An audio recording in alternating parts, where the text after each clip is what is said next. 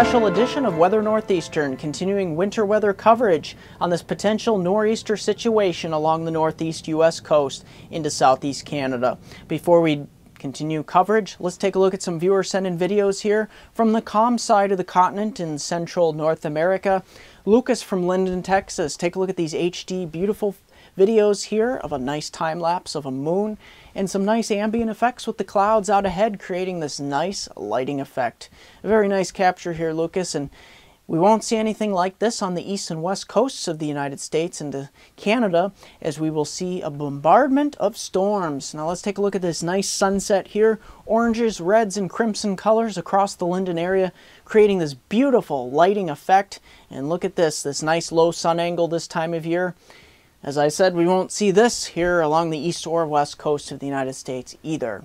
So for central North American folks, enjoy this. This is nice.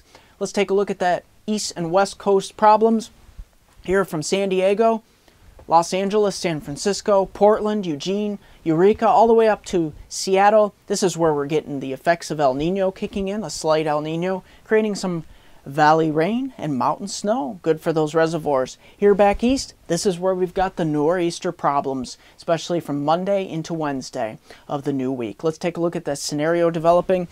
Very pronounced trough developing later Sunday into Monday across the eastern portion of the United States, digging into the southeast here. This will basically start to develop a low pressure system along the Carolinas and the Delmarva area later on Monday, and we'll have this northern stream branch of the jet stream propagating this system, similar to an Alberta Clipper style system, moving across the Great Lakes into New York and Pennsylvania. And this is where things get interesting. The energy from the system could get entrained on this coastal low that develops.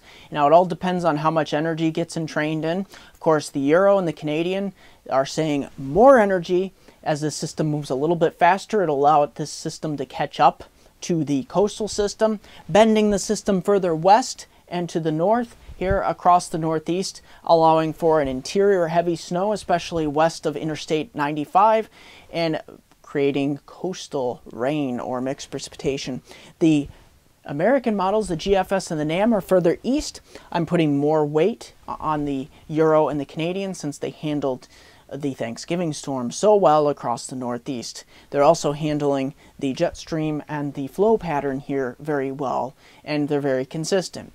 So that being said, the American models are more progressive flow, do less phasing with the system, still resulting in snowfall somewhere here in the northeast, but more towards the coastline instead of interior sections. Here at MeteoMark, I think the line will be more in tune closer to the Euro and the Canadian, allowing the system to move just south of New York City and potentially over Long Island into southern portions of New England. Now that being said, some of the ensembles actually had the system even as far west as the Hudson River Valley of upstate New York.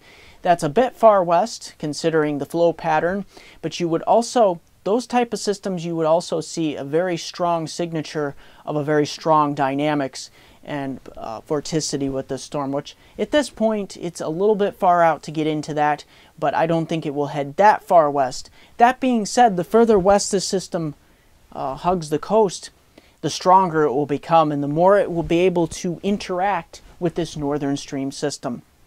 So that being said, let's get right into the particulars, how I think this story will unfold across the northeast Sunday. You can see here across portions of Montreal, Quebec, Ottawa, over towards Caribou, Maine. Look at this. Some of these temperatures won't get out of the lower teens, even upper single digits for highs. This sets us up for a very cold air mass for this winter storm. See this high pressure system moving overhead, allowing colder air to bleed down behind this frontal boundary off the coastline across New York and even into Pennsylvania, heading on into your Monday. Look at this. We start to see the development of the next system pushing into the picture here, and some of this energy will start to get entrained here along the coast and start to feed into this coastal low. And as you can see, we have the air mass in place for wintry precipitation, except near the coastline. Coastal plain will still see those lower 40s. Now heading on into your Tuesday, this is where things get interesting. Here across the lower lakes, that low pressure right around the northwest Pennsylvania, western New York area will start to transfer a lot of its energy here to the coastline. We'll still see snow showers back west with that, but not near as much as this low near the coast gets cranking here. And that's where it starts to throw a lot of moisture back inland here, especially from the I-81 corridor of New York and Pennsylvania on eastward to northern New Jersey, the Hudson River Valley, Susquehanna region of upstate New York, northeast Pennsylvania, Poconos, Catskills, the Adirondacks, heading up into the White Mountains. This is where we'll start as a period of rain mixed with snow, but as the precipitation becomes heavier, we get that adiabatic cooling and it will change to all snow, a heavy wet snow. That low pressure system as it continues to develop on this precipitation out ahead and eventually on the backside of this low pressure on Tuesday night. The system will be located just to the south and east of New York City. We'll start to see that precipitation shield really take effect. It all depends on where that deformation band sets up with the snowfall, especially on the north and west side of the system, but it's looking like the I-81 corridor of Pennsylvania into New York State, up through the northern Hudson Valley, Catskills, Poconos, up into the Adirondacks, into northern Vermont and New Hampshire. That's where we could see some of the heavier snow totals. Even back further east here, where that away from the coast into New Hampshire, into Vermont, and northern Massachusetts up into Maine, that's where we could stay all snow as well, eventually mixing over to mixed precipitation in some areas, especially within 40 miles of the coast. But you'll still get a decent period of snow up here in New Hampshire and Maine on the front side of the system. But the big story Tuesday night, as I said, will be back on the back side of the system. Whoever sets up on the back side of this low, depending on how further north and west this system takes, we'll see some pretty good snow totals out of this system. And as those temperatures come down at night, it will start to change from a wet snow to a light and powdery, fluffy snow. And it will blow around as we get that pressure gradient between the high to the northeast and the low pressure system here to the south off the coast. So things are looking very interesting across the Northeast, and we'll continue to watch this potential nor'easter here in the Northeast. I'm going to have a 5-day outlook for my hometown viewers from Binghamton to Scranton. But don't forget to like me on Facebook at MeteoMark, subscribe to me on YouTube at MeteoMark.com, and don't forget Twitter at Weather Northeastern. That's WX Northeastern. Here's a 5-day outlook from Binghamton to Scranton, upstate New York, Susquehanna region of upstate New York into northeast Pennsylvania. Taking the period from Sunday here.